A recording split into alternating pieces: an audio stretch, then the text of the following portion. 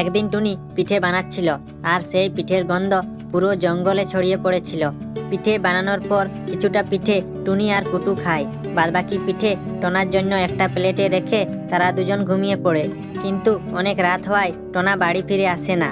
আর সেই সুযোগে একটা ডাইনি টুনির ঘরে এসে আর পিঠেগুলো গপ গপ করে খেয়ে সেখান থেকে পালিয়ে যায়।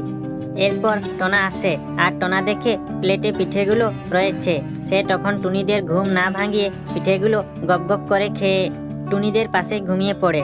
আর এইদিকে ডাইনির পেটে হঠাৎ করে ব্যথা শুরু হয়, আর ডাইনি চিৎকার করতে থাকে। আর সেই চিৎকারে টুনিদের ঘুম ভেঙে যায়। আর বেরিয়ে দেখে ডাইনি পেটের ব্যথায় ছটফট করতে করতে চিৎকার করছে।